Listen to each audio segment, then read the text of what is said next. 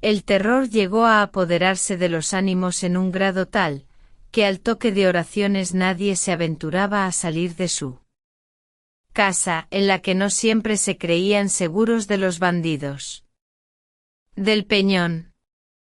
Mas, ¿quiénes eran estos? ¿De dónde habían venido? ¿Cuál era el nombre de su misterioso jefe? Y aquí el enigma que todos querían explicar y que nadie podía resolver hasta entonces. Aunque se observase desde luego que la armadura del señor feudal había desaparecido del sitio que antes ocupara, y posteriormente varios labradores hubiesen afirmado que el capitán de aquella desalmada gavilla marchaba a su frente cubierto con una que, de no ser la misma, se le asemeja vea en un todo cuanto queda repetido. Si se le despoja de esa parte de fantasía con que el miedo abulta y completa sus creaciones favoritas, nada tiene en sí de sobrenatural y extraño. ¿Qué cosa más corriente en unos bandidos que las ferocidades con que éstos se distinguían? Ni más natural que el apoderarse su jefe de las abandonadas armas del señor del Segre. Sin embargo, algunas revelaciones hechas antes de morir por uno de sus secuaces, prisionero en las últimas refriegas, acabaron de colmar la medida, preocupando el ánimo de los más incrédulos. Poco más o menos el contenido de su confusión fue este: yo, dijo, pertenezco a una noble familia. Los extravíos de mi juventud, mis locas prodigalidades y mis crímenes por último, atrajeron sobre mi cabeza la cólera de mis deudos y la maldición de mi padre que me desheredó al expirar, hallándome solo y sin recursos de ninguna especie. El diablo sin duda debió sugerirme la idea de reunir a algunos jóvenes que se encontraban en una situación idéntica a la mía, los cuales, seducidos con la promesa de un porvenir de disipación, libertad y abundancia, no vacilaron un instante en suscribir a mis designios. Estos se reducían a formar una banda de jóvenes de buen humor, despreocupados y poco temerosos del peligro, que desde allí en adelante vivirían alegremente del producto de su valor y a costa del país, hasta tanto que Dios se sirviera disponer de cada uno de ellos conforme a su voluntad, según hoy a mí me sucede. Con este objeto señalamos esta comarca para teatro de nuestras expediciones futuras, y escogimos como punto el más a propósito para nuestras reuniones el abandonado Castillo del Segre, lugar seguro no tanto por su posición fuerte y ventajosa, como por hallarse defendido contra él vulgo por las supersticiones y el miedo, congregados una noche bajo sus ruinosas arcadas, alrededor de una hoguera que iluminaba con su rojizo resplandor las desiertas galerías. Trabóse una acalorada disputa sobre cuál de nosotros había de ser elegido jefe. Cada uno alegó sus méritos, yo expuse mis derechos. Ya los unos murmuraban entre sí con ojeadas amenazadoras, ya los otros, con voces descompuestas por la embriaguez, habían puesto la mano sobre el pomo de sus puñales para Dirimir la cuestión. Cuando de repente oímos un extraño crujir de armas acompañado de pisadas huecas y sonantes, que de cada vez se hacían más distintas. Todos arrojamos a nuestro alrededor una inquieta mirada de desconfianza. Nos pusimos de pie y desnudamos nuestros aceros, determinados a vender caras las vidas, pero no pudimos por menos de permanecer inmóviles al ver adelantarse con paso firme e igual un hombre de elevada estatura completamente armado de la cabeza al pie y cubierto el rostro con la visera del casco, el cual, desnudando su montante, que 2 hombres podrían apenas manejar, y poniéndole sobre uno de los carcomidos fragmentos de las rotas arcadas, exclamó con voz hueca y profunda, semejante al rumor de una caída de aguas subterráneas: si alguno de vosotros se atreve a ser el primero mientras yo habite en el castillo del Segre, que tome esa espada, signo del poder. Todos guardamos silencio hasta que, transcurrido el primer momento de estupor, le proclamamos a grandes voces. Nuestro capitán, ofreciéndole una copa de nuestro vino, la cual rehusó por señas, acaso por no descubrir la faz que en vano procuramos distinguir a través de las rejillas de hierro que la ocultaban a nuestros ojos. No obstante, aquella noche pronunciamos el más formidable de los juramentos, y a la siguiente dieron principio nuestras nocturnas correrías. En ella nuestro misterioso jefe marchaba siempre delante de todos. Ni el fuego le ataja, ni los peligros le intimidan, ni las lágrimas le conmueven.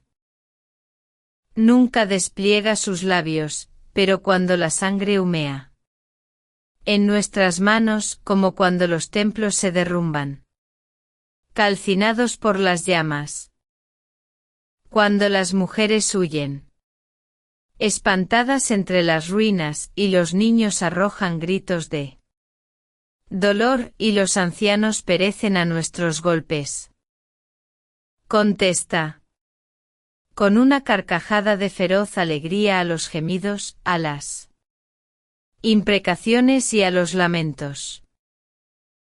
Jamás se desnuda de sus armas ni abate la visera de su casco después de la victoria, ni participa del festín, ni se entrega al sueño.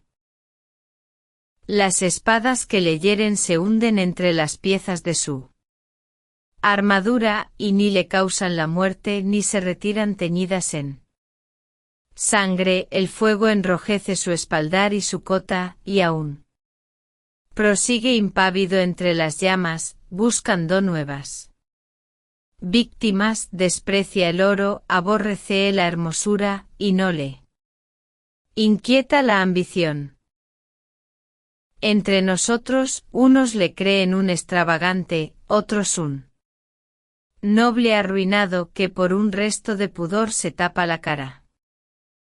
Y no falta quien se encuentra convencido de que es el mismo diablo en persona. El autor de esas revelaciones murió con la sonrisa de la mofa en los labios y sin arrepentirse de sus culpas. Varios de sus iguales le siguieron en diversas épocas al suplicio. Pero el temible jefe, a quien continuamente se unían nuevos prosélitos, no cesaba en sus desastrosas empresas. Los infelices habitantes de la comarca, cada vez más aburridos y desesperados, no acertaban ya con la determinación que debería tomarse para concluir de un todo con aquel orden de cosas, cada día más insoportable y triste. Inmediato a la villa, y oculto en el fondo de un espeso bosque, vivía a esta sazón, en una pequeña ermita dedicada a San Bartolomé, un santo hombre de costumbres piadosas y ejemplares, a quien el pueblo tuvo siempre en olor de santidad, merced a sus saludables consejos y acertadas predicciones. Este venerable ermitaño, a cuya prudencia y proverbial sabiduría encomendaron los vecinos de Belver la resolución de este difícil problema. Después de implorar la misericordia divina por medio de su santo patrono, que, como ustedes no ignoran, conoce al diablo muy de cerca y en más de una ocasión le ha atado bien corto, les aconsejó que se emboscasen durante la noche al pie del pedregoso camino que sube serpenteando por la roca, en cuya cima se encontraba el castillo, encargándoles al mismo tiempo que ya allí no hiciesen uso de otras armas para aprehenderlo que de una maravillosa oración que les hizo aprender de memoria, y con la cual aseguraban las crónicas que San Bartolomé había hecho al diablo su prisionero. Púsose en planta el proyecto, y su resultado excedió a cuantas esperanzas se habían concebido. Pues aún no luminaba el sol del otro día la alta torre de Belver cuando sus habitantes, reunidos en grupos en la plaza mayor, se contaban unos a otros con aire de misterio como aquella noche, fuertemente atado de pies y manos y a lomos de una poderosa mula, había entrado en la población el famoso capitán de los bandidos del Segre. ¿De qué arte se valieron los acometedores de esta empresa para llevarla a término? Ni nadie se lo acertaba a explicar, ni ellos mismos podían decirlo. Pero el hecho era que gracias a la oración del santo o al valor de sus devotos, la cosa había sucedido tal como se refería. Apenas la novedad comenzó a extenderse de boca en boca y de casa en casa. La multitud se lanzó a las calles con ruidosa algazara y corrió a reunirse a las puertas de la prisión. La campana de la parroquia llamó a concejo y los vecinos más respetables se juntaron en capítulo. Y todos aguardaban ansiosos la hora en que el reo había de comparecer ante sus improvisados jueces. Estos, que se encontraban autorizados por los condes de Urgel para administrarse por sí mismos pronta y severa justicia sobre aquellos malhechores, deliberaron un momento, pasado el cual, mandaron comparecer al delincuente a fin de notificarle su sentencia. Como dejo dicho, así en la plaza mayor como en las calles por donde el prisionero debía atravesar para dirigirse al punto en que sus jueces se encontraban, la impaciente multitud hervía como un apiñado enjambre de abejas, especialmente en la puerta de la cárcel. La conmoción popular tomaba cada vez mayores proporciones, ya los animados diálogos, los sordos murmullos y los amenazadores gritos comenzaban a poner en cuidado a sus guardas cuando afortunadamente llegó la orden de sacar al reo. Al aparecer este bajo el macizo arco de la portada de su prisión, completamente vestido de todas armas y cubierto el rostro por la visera. Un sordo y prolongado murmullo de admiración y de sorpresa se elevó de entre las compactas masas del pueblo que se abrían con dificultad para dejarle paso. Todos habían reconocido en aquella armadura la del Señor del Segre, aquella armadura, objeto de las más sombrías tradiciones mientras se la vio suspendida de los arruinados muros de la fortaleza maldita. Las armas eran aquellas, no cabía duda alguna. Todos habían visto flotar el negro penacho de su cimera en los combates que en un tiempo trabaran contra su señor, todos le habían visto agitarse al soplo de la brisa del crepúsculo. Ah, par de la yedra del calcinado pilar en que quedaron colgadas a la muerte de su dueño. Mas, ¿quién podría ser él? ¿Desconocido personaje que entonces las llevaba? Pronto vea. A saberse, al menos así se creía. Los sucesos dirán como esta esperanza quedó frustrada, a la manera de otras muchas, y porque de este solemne acto de justicia, del que debía aguardarse el completo esclarecimiento de la verdad, resultaron nuevas y más inexplicables confusiones. El misterioso bandido penetró al fin en la sala del concejo y un silencio profundo sucedió a los rumores que se elevaran de entre los circunstantes. Al oír resonar bajo las altas bóvedas de aquel recinto el metático son de sus acicates de oro, uno de los que componían el tribunal, con voz lenta e insegura, le preguntó su nombre. Y todos prestaron el oído con ansiedad para no perder una sola palabra de su respuesta, pero el guerrero se limitó a encoger sus hombros ligeramente, con un aire de desprecio e insulto que no pudo menos de irritar a sus jueces, los que se miraron entre sí sorprendidos. 3 veces volvió a repetirle la pregunta. Y otras tantas. Obtuvo semejante o parecida contestación, que se levante la visera. Que se descubra. Que se descubra.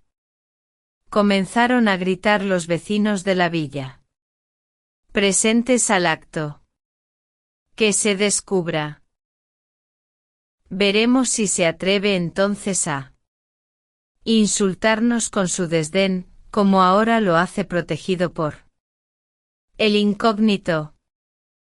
Descubríos, repitió el mismo que anteriormente le dirigiera la palabra. El guerrero permaneció impasible, os lo mando en el nombre de nuestra autoridad. La misma contestación, en el de los condes soberanos. Ni por esas. La indignación llegó a su colmo, hasta el punto que uno de sus guardas lanzándose sobre el reo, cuya pertinacia en callar bastaría para apurar la paciencia a un santo, le abrió violentamente la visera. Un grito general de sorpresa se escapó del auditorio, que permaneció por un instante herido de un inconcebible estupor. La cosa no era para menos. El casco, cuya férrea visera se veía en parte levantada hasta la frente, en parte caída sobre la brillante gola de acero, estaba vacío. Completamente vacío. Cuando pasado ya el primer momento de terror quisieron tocarle, la armadura se estremeció ligeramente y, descomponiéndose en piezas, cayó al suelo con un ruido sordo y extraño. La mayor parte de los espectadores, a la vista del nuevo prodigio, abandonaron tumultuosamente la habitación y salieron despavoridos a la plaza. La nueva se divulgó con la rapidez del pensamiento entre la multitud, que aguardaba impaciente el resultado del juicio, y fue tal alarma, la revuelta y la vocería, que ya a nadie cupo duda sobre lo que de pública voz se aseguraba. Esto es que el diablo, a la muerte del señor del Segre, había heredado los feudos de Belver. Al fin se apaciguó el tumulto y decidióse volver a un calabozo la maravillosa armadura. Ya en él despacháronse 4 emisarios, que en representación de la atribulada villa hiciesen presente el caso al conde de Urgel y al arzobispo, los que no tardaron muchos días en tornar con la resolución de estos personajes, resolución que, como suele decirse, era breve y compendiosa. Cuélguese, les dijeron, la armadura en la plaza mayor de la villa, que si el diablo la ocupa, fuerza le será el abandonarla o ahorcarse con ella. Encantados los habitantes de Belver con tan ingeniosa solución, volvieron a reunirse en concejo. Mandaron levantar una altísima horca en la plaza, y cuando ya la multitud ocupaba sus avenidas, se dirigieron a la cárcel por la armadura en corporación y con toda la solemnidad que la importancia del caso requería. Cuando la respetable comitiva llegó al macizo arco que daba entrada al edificio, un hombre pálido y descompuesto se arrojó al suelo en presencia de los aturdidos circunstantes, exclamando con lágrimas en los ojos: «Perdón, señores, perdón, perdón». «¿Para quién?», dijeron algunos. «Para el diablo que habita dentro de la armadura del señor del Segre, para mí», prosiguió con voz trémula el infeliz, en quien todos reconocieron al alcaide de las prisiones, «para mí. Porque las armas han desaparecido». Al oír estas palabras, el asombro se pintó en el rostro de cuantos se encontraban en el pórtico, que mudos e inmóviles hubieran permanecido en la posición en que se encontraban Dios sabe hasta cuándo. Si la siguiente relación del aterrado guardián no les hubiera hecho agruparse en su alrededor para escuchar con avidez: «Perdonadme, señores», decía el pobre alcaide, «y yo no os ocultaré nada, siquiera sea en contra mía». Todos guardaron silencio y él prosiguió así: «Yo no acertaré nunca a dar razón.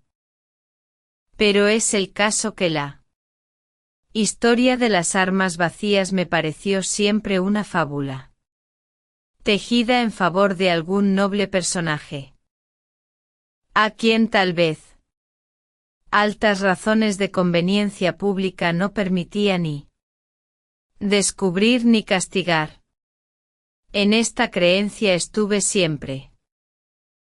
Creencia en que no podía menos de confirmarme la inmovilidad en que se encontraban desde que por segunda vez tornaron a la cárcel, traídas del concejo.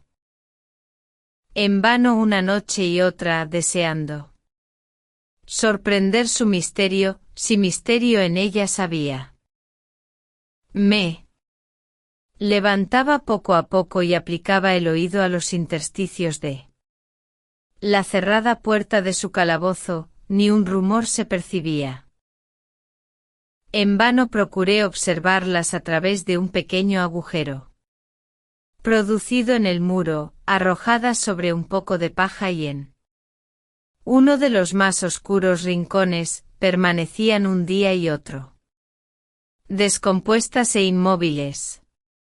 Una noche, por último, aguijoneado por la curiosidad y deseando convencerme por mí mismo de que aquel objeto de terror nada tenía de misterioso, encendí una linterna, bajé a las prisiones, levanté sus dobles aldabas y no, cuidando siquiera, tanta era mi fe en que todo no pasaba de un cuento de cerrar las puertas tras mí, penetré en el calabozo. Nunca lo hubiera hecho, apenas anduve algunos pasos, la luz de mi linterna se apagó por sí sola, y mis dientes comenzaron a chocar y mis cabellos a erizarse, turbando el profundo silencio que me rodeaba. Había oído como un ruido de hierros que se removían y chocaban al unirse entre las sombras. Mi primer movimiento fue arrojarme a la puerta para cerrar el paso, pero al asir sus hojas sentí sobre mis hombros una mano formidable cubierta con un guantelete que después de sacudirme con violencia me derribó bajo el dintel. Allí permanecí hasta la mañana siguiente. ¿Qué me encontraron? Mis servidores falto de sentido y recordando solo que, después de mi caída, había creído percibir confusamente como unas pisadas sonoras, al compás de las cuales resonaba un rumor de espuelas, que poco a poco se fue alejando hasta perderse. Cuando concluyó el alcaide, reinó un silencio profundo, al que siguió luego un infernal concierto de lamentaciones, gritos y amenazas. Trabajo costó a los más pacíficos el contener al pueblo que, furioso con la novedad, pedía a grandes voces la muerte del curioso autor de su nueva desgracia. Al cabo logróse apaciguar el tumulto y comenzaron a disponerse a una nueva persecución. Esta obtuvo también un resultado satisfactorio. Al cabo de algunos días, la armadura volvió a encontrarse en poder de sus perseguidores. Conocida la fórmula, y mediante la ayuda de San Bartolomé, la cosa no era ya muy difícil. Pero aún quedaba algo por hacer, pues en vano, a fin de sujetarla, la colgaron de una horca. En vano emplearon la más exquisita vigilancia con el objeto de quitarle toda ocasión de escaparse por esos mundos. En cuanto las desunidas armas veían dos dedos de luz, se encajaban y pian pianito volvían a tomar el trote y emprender de nuevo sus excursiones por montes y llanos, que era una bendición del cielo. Aquello era el cuento de nunca acabar. En tan angustiosa situación, los vecinos se repartieron entre sí las piezas de la armadura, que acaso por la 100ª vez se encontraba en sus manos, y rogaron al piadoso eremita, que un día los iluminó con sus consejos, decidiera lo que debía hacerse de ella. El santo varón ordenó al pueblo una penitencia general. Se encerró por 3 días en el fondo de la caverna que le servía de asilo, y al cabo de ellos dispuso que se fundiesen las diabólicas armas, y con ellas y algunos sillares del castillo del Segre se levantase una cruz. La operación se llevó a término, aunque no sin que nuevos y aterradores prodigios llenasen de pavor el ánimo de los consternados habitantes de Belver. En tanto que las piezas arrojadas a las llamas comenzaban a enrojecerse, largos y profundos gemidos parecían escaparse de la ancha hoguera, de entre cuyos troncos saltaban como si estuvieran vivas y sintiesen la acción del fuego. Una tromba de chispas rojas, verdes y azules danzaba en la cúspide de sus encendidas lenguas, y se retorcían crujiendo, como si una legión de diablos, cabalgando sobre ellas, pugnase por libertar a su señor de aquel tormento. Extraña, horrible fue la operación en tanto que la candente armadura perdía su forma para tomar la de una cruz. Los martillos caían resonando con un espantoso estruendo sobre el yunque al que 20 trabajadores vigorosos sujetaban las barras del hirviente metal que palpitaba y gemía al sentir los golpes. Ya se extendían los brazos del signo de nuestra redención, ya comenzaba a formarse la cabecera. Cuando la diabólica y encendida masa se retorcía de nuevo como en una convulsión espantosa, y rodeándose al cuerpo de los desgraciados que pugnaban por desasirse de sus brazos de muerte, se enroscaba en anillas como una culebra o se contraía en zigzag como un relámpago. El constante trabajo, la fe, las oraciones y el agua bendita consiguieron por último vencer al espíritu infernal, y la armadura se convirtió en cruz. Esa cruz es la que hoy habéis visto, y a la cual se encuentra sujeto el diablo que le presta su nombre ante ella. Ni las jóvenes colocan en el mes de mayo ramilletes de lirios, ni los pastores se descubren al pasar, ni los ancianos se arrodillan, bastando apenas las severas amonestaciones del clero para que los muchachos no la apedreen. Dios ha cerrado sus oídos a cuantas plegarias se le dirijan en su presencia. En el invierno los lobos se reúnen en manadas junto al enebro que la protege para lanzarse sobre las reses, los bandidos esperan a su sombra a los caminantes que entierran a su pie después que los asesinan, y cuando la tempestad se desata, los rayos tuercen su camino para liarse silbando al asta de esa cruz y romper los sillares de su pedestal. Maese Pérez, el organista en Sevilla, en el mismo atrio de Santa Inés, y mientras esperaba que comenzase la misa del gallo, oí esta tradición a una demandadera del convento. Como era natural, después de oírla aguardé impaciente que comenzara la ceremonia, ansioso de asistir a un prodigio. Nada menos prodigioso, sin embargo, que el órgano de Santa Inés, ni nada más vulgar que los insulsos motetes que nos regaló su organista aquella noche.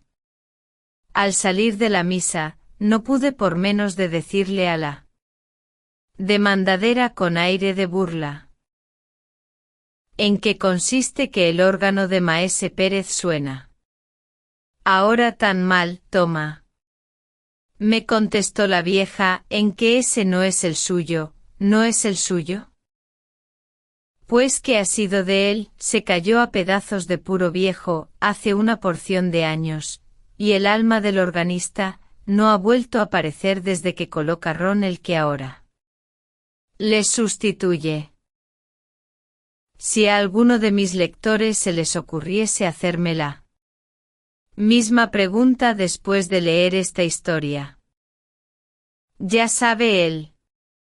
¿Por qué no se ha continuado el milagroso portento hasta nuestros días? ¿Veis ese de la capa roja y la pluma blanca en el fieltro? ¿Qué? Parece que trae sobre su justillo todo el oro de los galeones de Indias. Aquel que baja en este momento de su litera para dar la mano a esa otra señora que, después de dejar la suya, se adelanta hacia aquí precedida de 4 pajes con hachas. Pues ese es el marqués de Moscoso, galán de la condesa viuda de Villapineda. Se dice que antes de poner sus ojos sobre esta dama, había pedido en matrimonio a la hija de un opulento señor, más el padre de la doncella, de quien se murmura que es un poco avaro. Pero calle. En hablando del ruin de Roma, cátale aquí que asoma. ¿Veis aquel que viene por debajo del arco de San Felipe a pie embozado en una capa oscura y precedido de un solo criado con una linterna? Ahora llega frente al retablo.